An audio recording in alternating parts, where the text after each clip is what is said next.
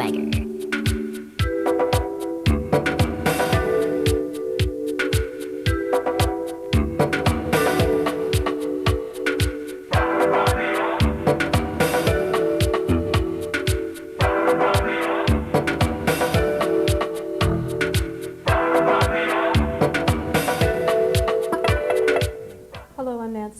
And I'd like to welcome you to the 1990s Getting Ready. The central purpose of our program is to focus on our rate of personal growth in a rapidly changing world. For example, how updated are you? How on track are you? Massive changes are occurring globally, and some of us will make a smooth transition into the coming decades, and others of us may lag behind.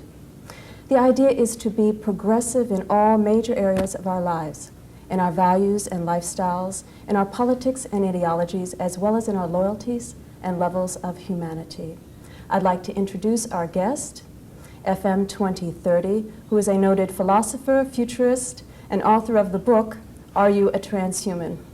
Hello, FM. Delighted to be here sharing the future with you, Nancy. Thank you. FM, how on earth did you get the name 2030? Is that your mother's name or your father's name? Do I come from a family of 2030s? Not really, no. This is a name I picked a few years ago.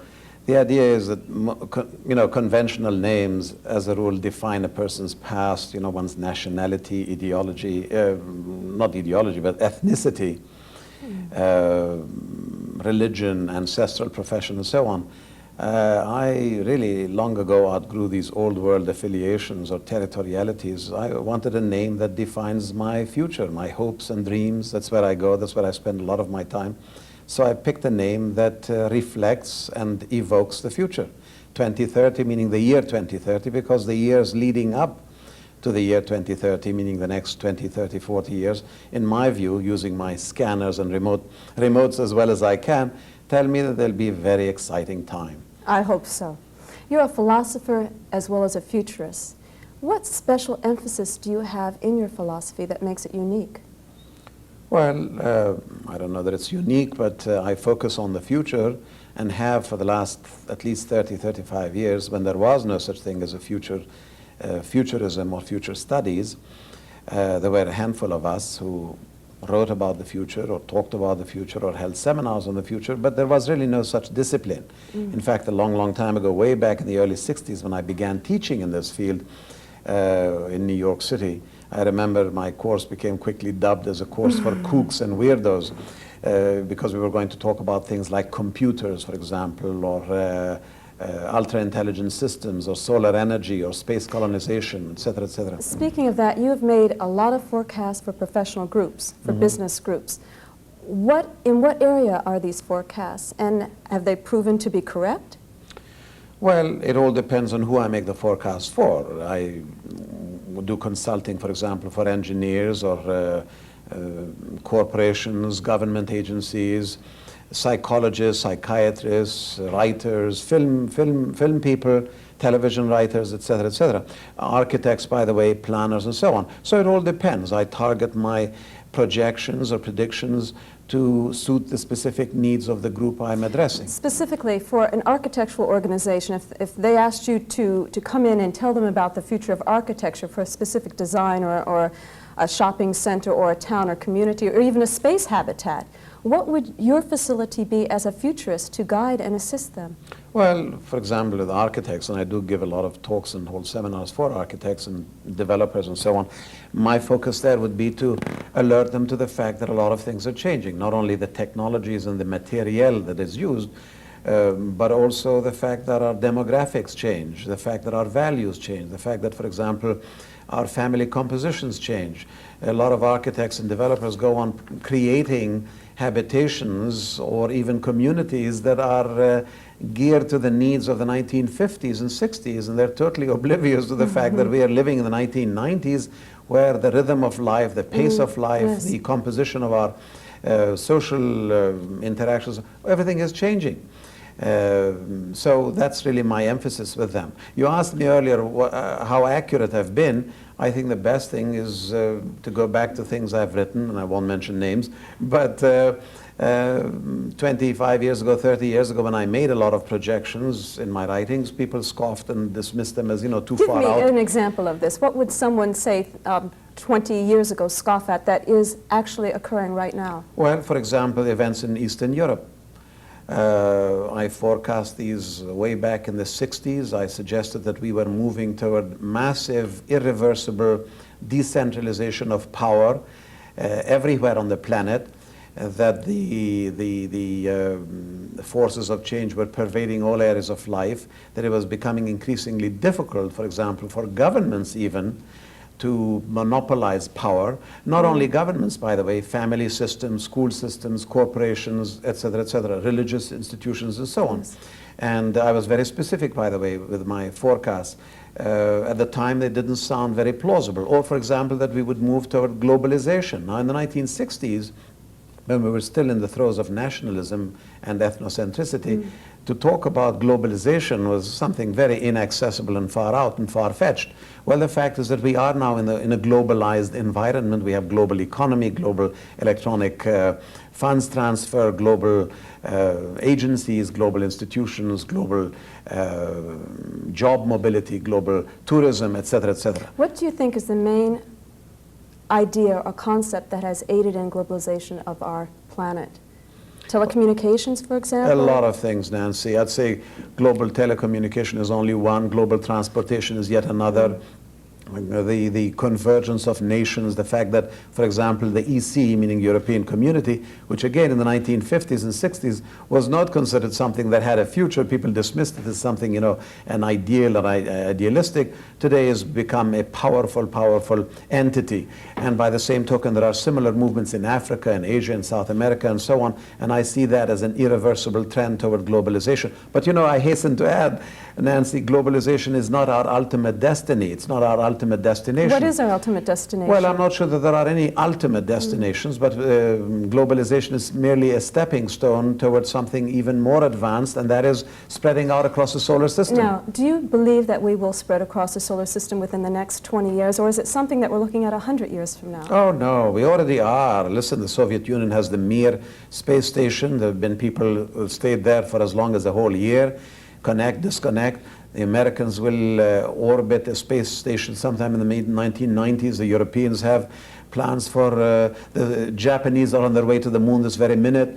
We are on our way to the moon and to Mars. I mean, there are all kinds of plans. This is so exciting. It's so exciting. Let's stay on this topic just for a moment before we get on to our RPG, rate of personal growth, which is our topic for this session.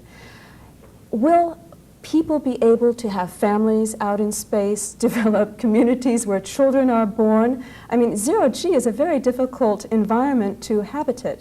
It's difficult for our bone systems, our whole digestive tracts. There's been a lot written about astronauts coming back with some problems, physical problems. How will we deal with this?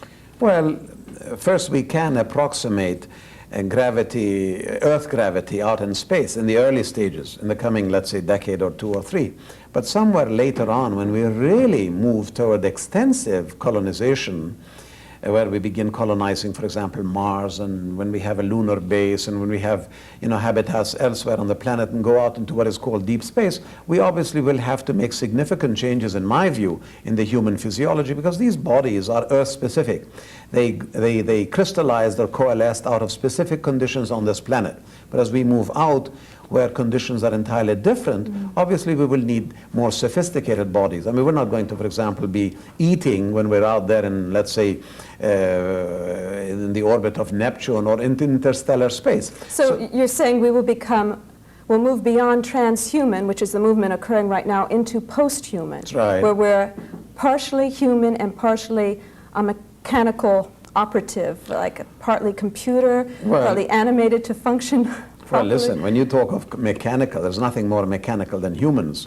There's a lot of truth to that. In fact, the more primitive the life form, let's say an ant or a rodent of some kind, mice, rats, and we humans, the more primitive we are, the more mechanical we are. I mean, we breathe in, we breathe out, we have to eat at certain hours, we have to sleep every few hours every night. If we don't, our whole system breaks down.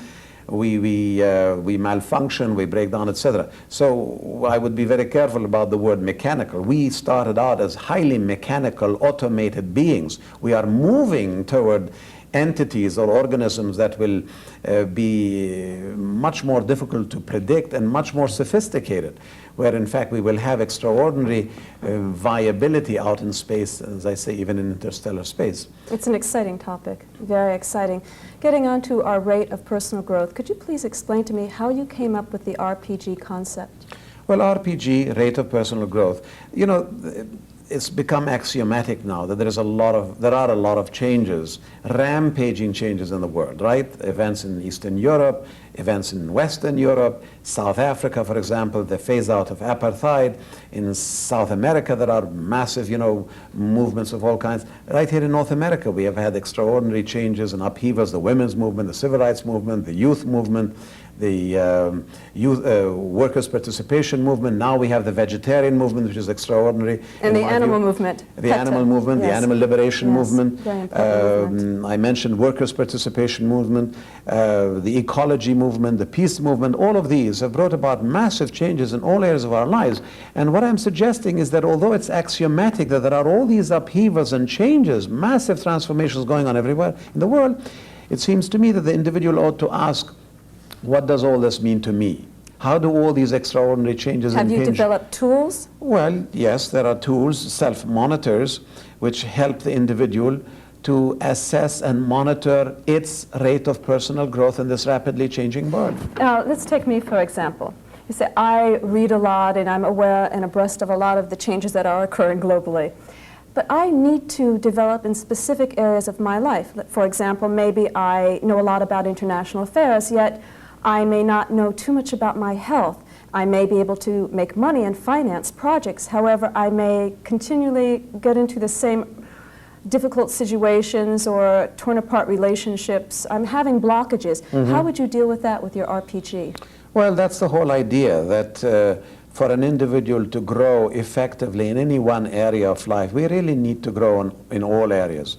And one of the purpose of developing these self-monitors is to help individuals see the interconnection of these of different areas of growth. As you suggest, for example, a person may be progressive or online in one area, for example, as a global person, but fall behind in others. And that is the whole idea. And I've at least, you know, identified 25 areas, but there could be more. The whole thing is that you can be progressive in some areas but be lagging in others, and that sort of will slow you down. It's sort of like a person who's continually on a runway, never developing enough thrust to lift off. So what I'm suggesting is that we really, each of us needs to look very carefully at many areas of growth. For example, how effectively do we use the new high tech? How post-industrial are we? How well do we manage our time? How updated are we? In other words, how information rich are we? How creative are we at a time when creativity is becoming more and more important? How effectively do we use our intelligence? How well do we manage our emotions? How fluid are we in a hyper-fluid world?